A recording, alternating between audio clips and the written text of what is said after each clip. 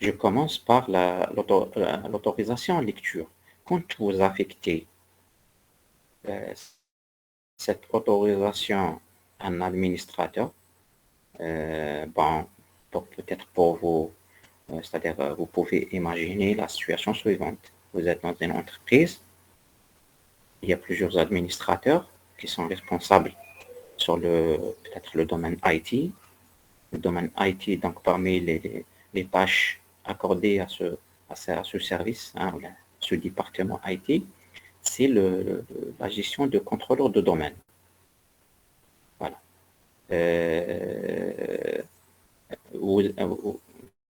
Il y a plusieurs administrateurs qui appartiennent à ce service, à ce département IT.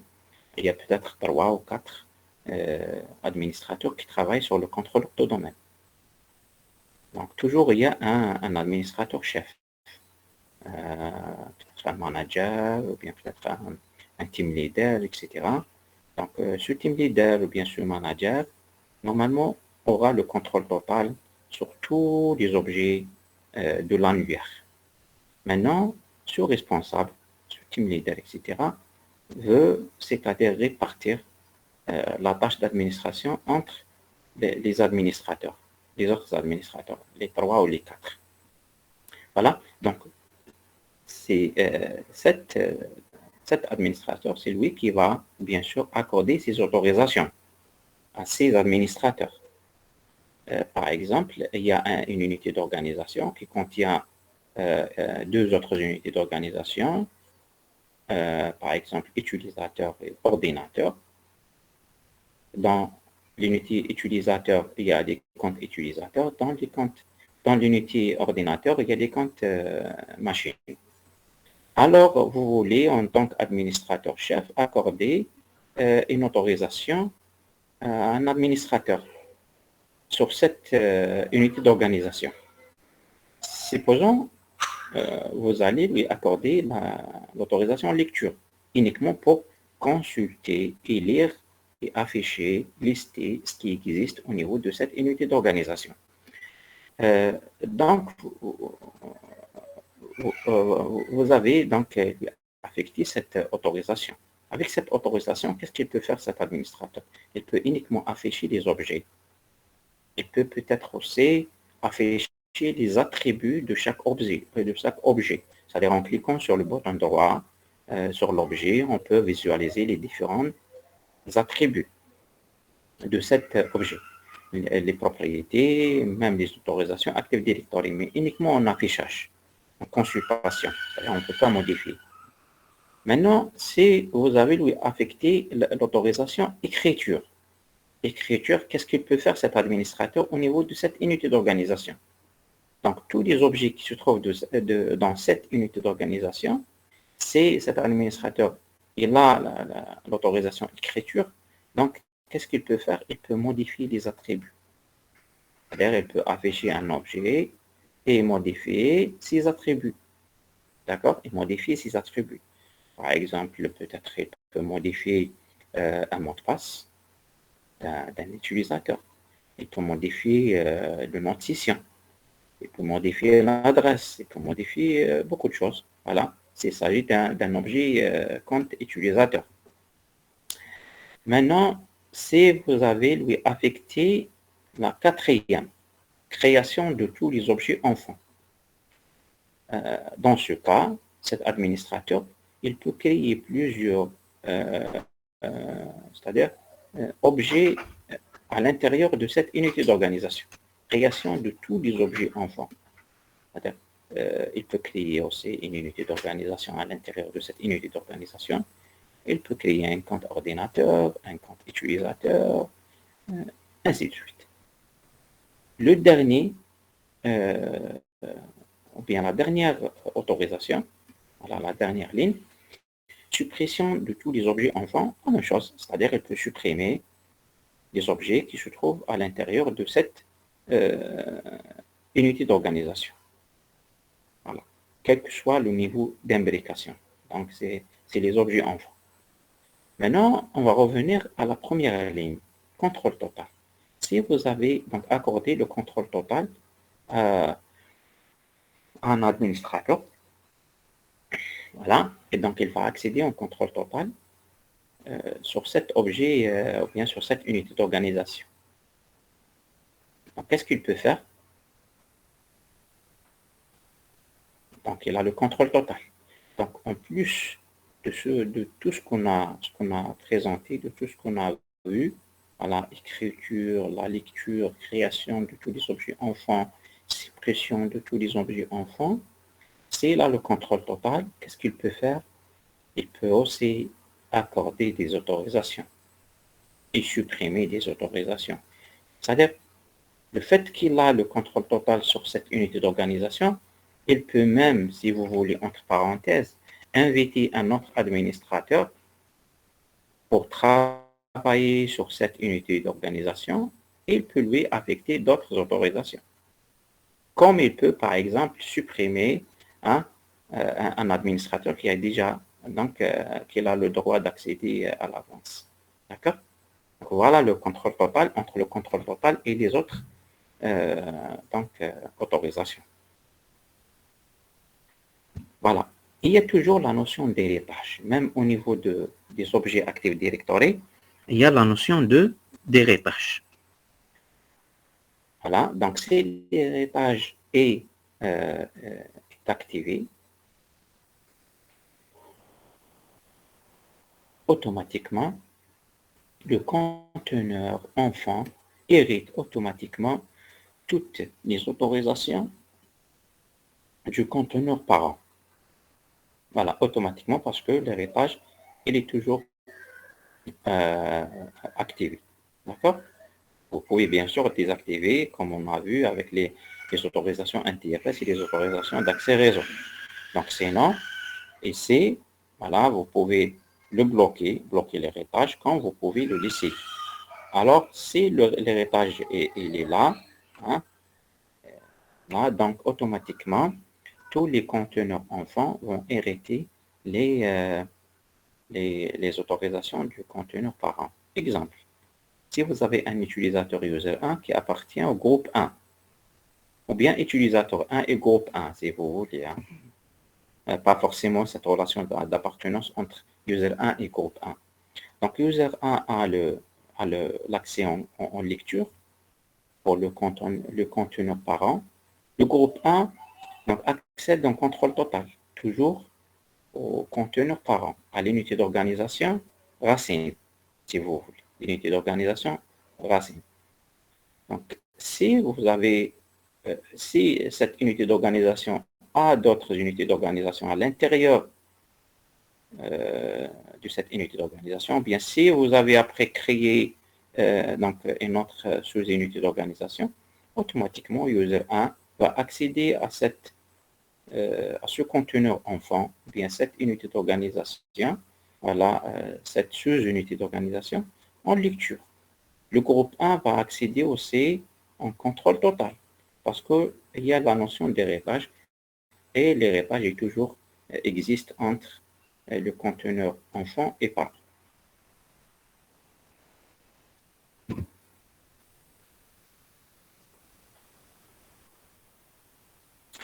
Donc, quand est-ce que les autorisations héritables se propagent d'un objet parent à un objet enfant? Voilà, c'est une question, peut-être, je pense, elle est importante. Hein? Donc, quand est-ce que donc les autorisations se propagent, héritables bien sûr, se propagent du parent vers l'enfant, l'objet parent vers l'objet enfant. Alors, quand, bien sûr, quand un objet enfant est créé, le fait de créer un objet enfant à l'intérieur de l'objet racine, automatiquement, les autorisations sont héritables, bien sûr, vont être propagées directement sur cet objet créé récemment. C'est les autorisations de deuxième point, deuxième, c'est-à-dire cas, c'est quand vous modifiez les autorisations de l'objet parent. Il suffit juste de modifier l'accès d'un administrateur sur l'objet parent. Le fait, vous modifiez, vous confirmez la modification sauvegardée c'est bon, automatiquement, cette modification sera propagée aux objets enfants, ou bien au conteneur enfant.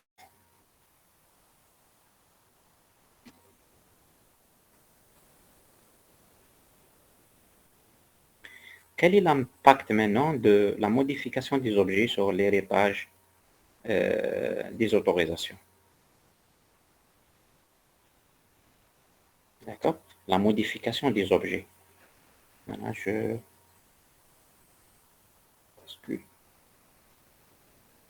pensais à un étudiant qui demande d'accès. Oui. Bien.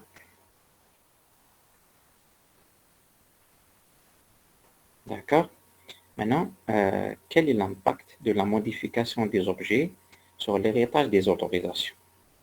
Ça veut dire modification. Modification, soit modifier les autorisations, soit déplacer, supprimer les autorisations, enfin les objets, pardon. Modifier les autorisations des objets, d'accès aux objets, soit déplacer carrément un objet d'une unité vers une autre unité. Donc, il y a plusieurs cas possibles. Le fait qu'on fera ce changement, donc il y aura un impact sur les autorisations, c'est clair. C'est la même chose, pardon, quand on a étudié les autorisations NTFS. Et on a discuté plusieurs cas quand la ressource est déplacée. La ressource a déjà des accès avec des autorisations. Vous déplacez cette ressource d'un endroit à un autre endroit, donc automatiquement les autorisations vont être changées. Comment ces autorisations vont être changées? Bien sûr, c'est selon les différentes actions. Est-ce que ça sera copier-coller? Est-ce que ça sera un déplacement? Est-ce que ça sera un déplacement uniquement à l'intérieur de la même partition ou bien vers une autre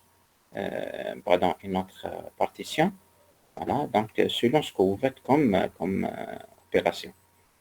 Donc, dans notre cas, les autorisations définies, bien sûr, regardez, quand vous faites des modifications sur les objets, regardez le premier point. Les autorisations définies implicitement ne changent pas. D'accord? Toujours, ce que vous devez retenir, c'est que quels que soient les manips que vous avez effectués ou que vous allez effectuer sur un objet, déplacement, suppression, modification, etc., les autorisations définies sur cet objet ou bien sur cette unité d'organisation, mais d'une manière implicite, c'est-à-dire ces autorisations ne changent pas. Hein? Donc, l'objet garde ces autorisations. D'accord? Qu'est-ce que ça veut dire défini d'une manière implicite? Peut-être il y a des étudiants qui peut-être nécessitent des explications, je ne sais pas. Monsieur Madahna, on a manuellement défini avec les autorisations. Très bien, c'est ça. C'est ça. C'est-à-dire, exemple, vous avez déplacé un répertoire vers un autre emplacement. D'accord? Vous avez déplacé un répertoire qui contient des fichiers, un répertoire partagé, qui se trouve déjà dans un autre répertoire. Mais à un moment donné, voilà, vous voulez le déplacer. Donc, vous avez déplacé ce répertoire partagé vers un autre emplacement. Donc, toujours ce que vous avez défini comme autorisation implicite sur ce partage, qui se trouve à l'intérieur du dossier, le premier dossier qui est déjà partagé. Donc, ces autorisations restent toujours. Donc, le dossier est déplacé, il garde, il conserve des autorisations définies d'une manière implicite. C'est-à-dire les autorisations que vous avez définies directement et qui ne sont pas héritées. Le déplacement, la modification, etc. Donc, le changement de ces autorisations, c'est uniquement lié à l'héritage. Ce qu'on a hérité avant le déplacement et ce qu'on va hériter après le déplacement. Monsieur, si on crée une copie d'un objet, est-ce qu'il va avoir les mêmes autorisations que l'objet original? Oui, oui, si on garde, c'est-à-dire on garde l'objet dans le même endroit. Mais si on déplace enfin, la copie vers un autre endroit, et sachant que cette copie a déjà hérité du premier emplacement, il y a des autorisations héritées du premier emplacement, c'est-à-dire du parent, l'objet parent. Donc automatiquement, quand vous vous déplacez, cet objet va bien sûr perdre les autorisations héritées du premier parent et va hériter d'autres objets de nouveaux parents. D'accord? Monsieur, les autorisations implicites, est-ce qu'il va aussi les recevoir? Comment, s'il te plaît? Les autorisations implicites, est-ce qu'il va les recevoir? Une minute, s'il te plaît.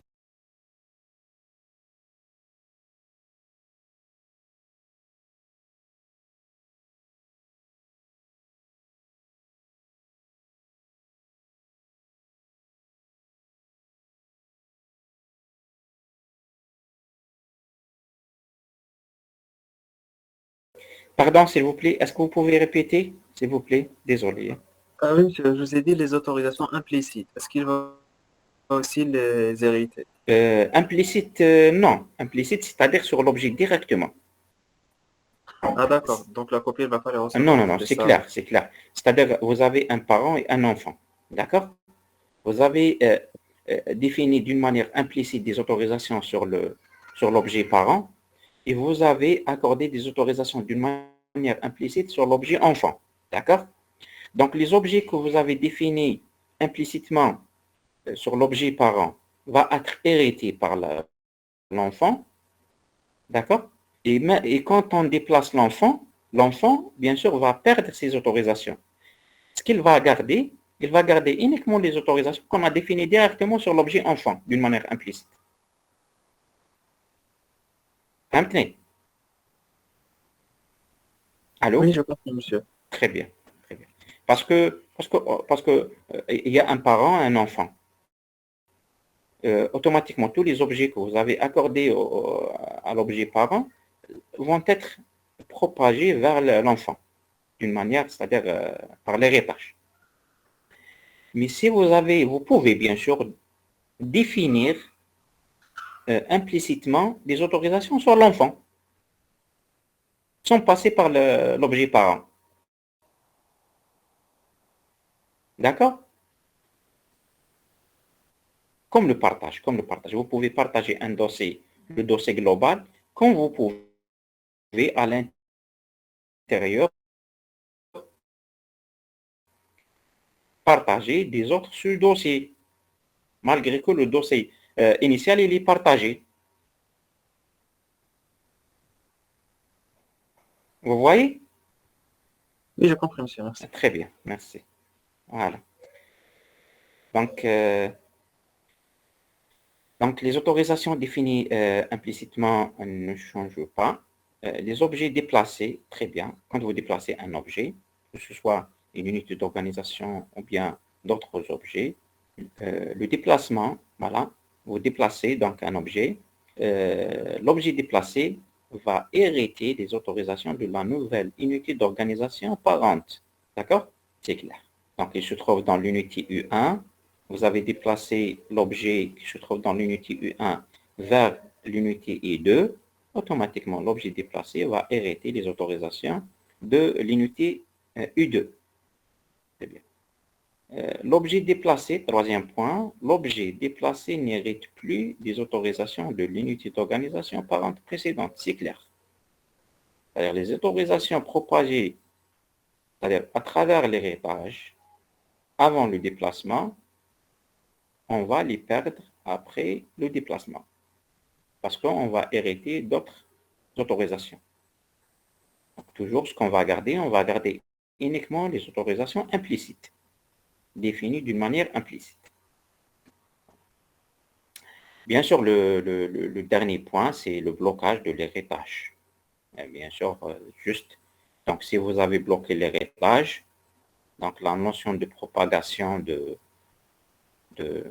des autorisations, voilà, va être bloqué, c'est clair. Donc, ce qu'on va garder, c'est toujours uniquement les autorisations définies implicitement. Quand vous bloquez l'héritage, c'est bon. On ne va rien hériter ni de l'objet parent initial, ni l'objet parent, c'est-à-dire final, après le déplacement. Si l'héritage est bloqué, bien sûr. Bon, vous aurez dans le support du cours, donc la procédure détaillée, ça c'est un résumé, mais vous aurez la procédure détaillée, voilà, en ce qui concerne les autorisations, voilà, comment modifier les autorisations sur les objets Active Directory. Voilà. Vous voyez, on utilise la fonctionnalité avancée, affichage, propriété, ainsi de suite. Voilà, vous aurez, c'est pas la peine de présenter cette procédure, parce que c'est des étapes à suivre uniquement. Vous aurez aussi comment modifier une autorisation existante. Là, c'est toujours là, la procédure. Vous aurez aussi une procédure, comment afficher les autorisations spéciales. Comment modifier les autorisations, l'héritage des autorisations. Bloquer, ne pas bloquer, etc. Les autorisations, l'héritage, pardon. Vous trouverez aussi une procédure, voilà, qui permet d'afficher le journal des autorisations effectives. Voilà, ce qui nous intéresse beaucoup, c'est à un moment donné, quand vous manipulez, vous faites plusieurs manips, plusieurs configurations, etc. Et par le temps, après 1 mois, 2 mois, 1 an, 2 ans, etc., vous avez fait beaucoup de choses, vous avez modifié beaucoup de choses, etc. Toujours quand vous voulez à l'instant T, voir les autorisations effectives, bien sûr, c'est vraiment important. Donc, voilà la procédure, comment afficher les autorisations effectives d'un objet. Voilà. Maintenant, on va passer, on a l'objectif, on est arrivé à présenter l'objectif final de ce chapitre, c'est la délégation du contrôle d'une unité d'organisation. On a présenté donc les autorisations, les différentes opérations qu'on peut, c'est-à-dire réaliser sur les autorisations. Maintenant, on va parler sur la délégation. La délégation parce que, comme je vous ai expliqué au début, c'est parce qu'il y a plusieurs administrateurs. Regardez dans ce schéma, il y a le premier administrateur admin 1, le deuxième 2 et le troisième. D'accord? Il y a peut-être un autre administrateur responsable. Il y a à l'intérieur de ce domaine, il y a 3 unités d'organisation. Par exemple, centre, est et ouest. Voilà. Une entreprise qui se trouve au niveau du centre, est et ouest. Vous voulez, voilà, vous avez adopté cette organisation, organisation géographique. Dans l'unité d'organisation, peut-être numéro 1, on trouve tous les objets qui se trouvent au niveau de la filiale ou bien de l'unité centre. Voilà. La même chose pour le deuxième et la troisième. Et vous voulez répartir ce qu'on appelle donc la charge de travail entre les administrateurs.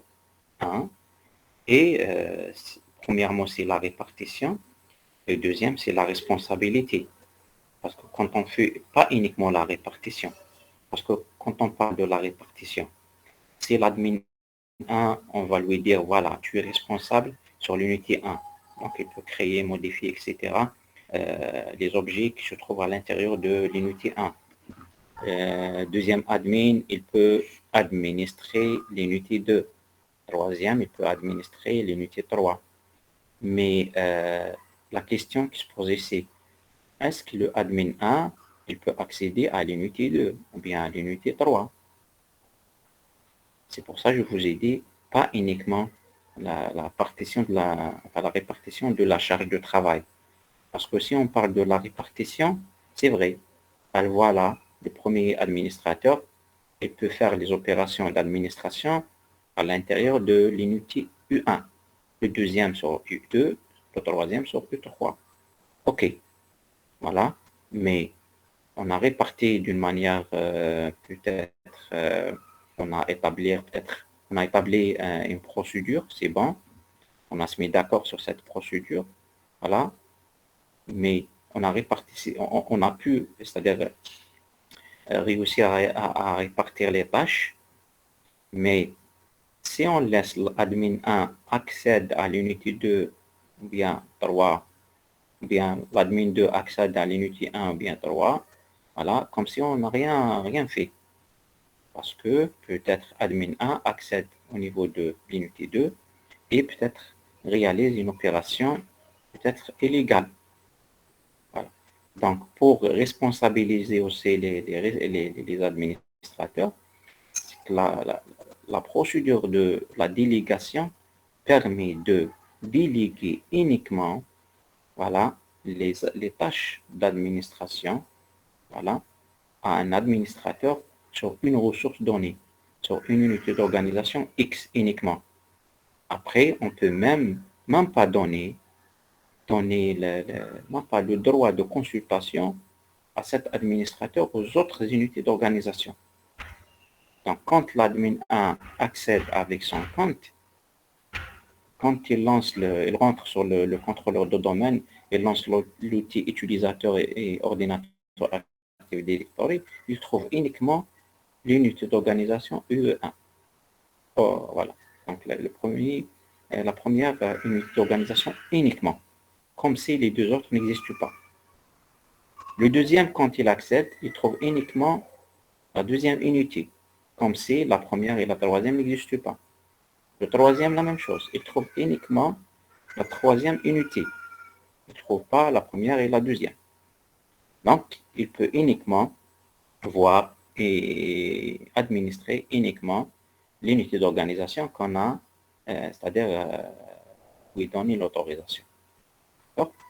Donc, cette délégation, elle est vraiment donc, importante.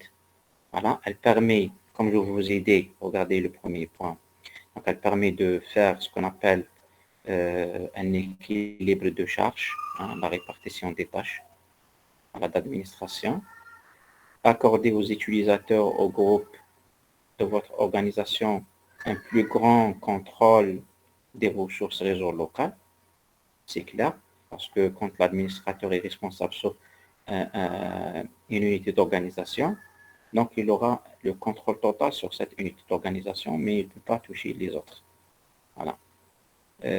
Donc, on peut aussi réduire la nécessité de plusieurs comptes d'administrateurs, ou bien d'administration. Voilà. Voilà, donc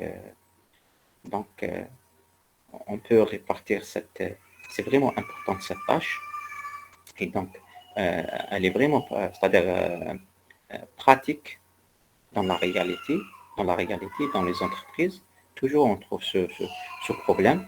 Donc, toujours il faut faire cette délégation, surtout quand vous avez peut-être une entreprise peut-être de taille moyenne ou grande. Donc, il vaut mieux d'appliquer cette, soi-disant, cette stratégie. Alors, comment réaliser cette délégation? Cette délégation, bien sûr, vous aurez après la procédure et en même temps, la procédure détaillée. Mais comment, c'est-à-dire, c'est-à-dire réaliser réellement cette délégation? Donc, vous pouvez utiliser ce qu'on appelle l'assistant délégation de contrôle. Voilà, de contrôle, voilà, pour spécifier l'utilisateur ou bien le groupe, voilà, c'est-à-dire pour lesquels vous allez déléguer le contrôle.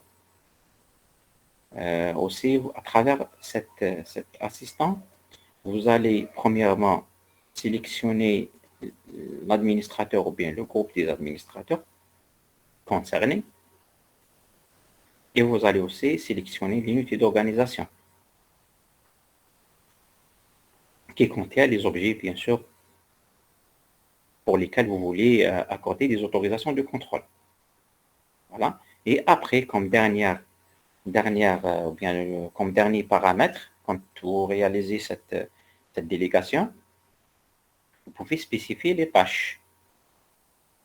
Ah, donc, ce qu'on appelle les autorisations. Vous avez sélectionné l'administrateur ou bien le groupe d'administrateurs.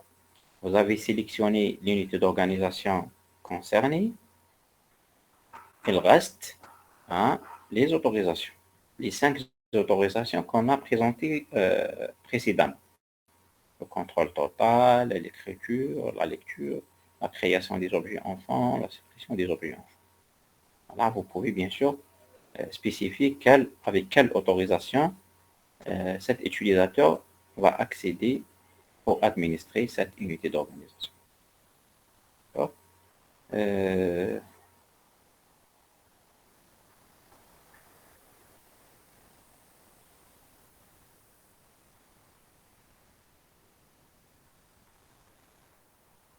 Bien sûr, toujours le dernier point, c'est-à-dire quand vous utilisez l'assistant délégation, automatiquement, cet assistant va, c'est-à-dire si vous cliquez, soi-disant, vous utilisez, vous suivre comment dirais-je, les étapes, euh, c'est-à-dire cet assistant va accorder quelques autorisations à l'utilisateur sélectionné automatiquement.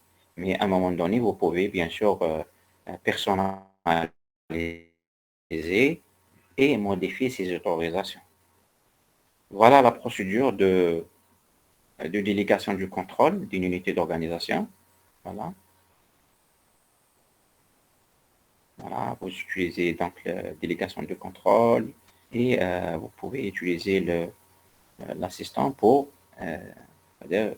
terminer cette opération de délégation. Voilà, c'est la suite.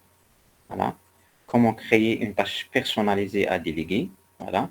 Regardez donc toujours la procédure, mais si vous voulez personnaliser la tâche de délégation, voilà la procédure. Donc, on ne va pas lire les instructions parce que vous allez les trouver au niveau de ces ports de cours. Chapitre 2. Voilà. Voilà, donc on a terminé le chapitre. C'est terminé le chapitre 2. Donc, c'est un petit chapitre. Voilà. C'est un petit chapitre.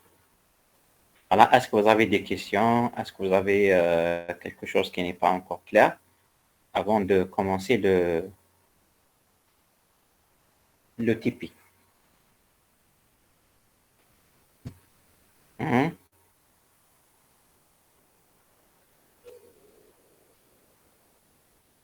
Petit clair?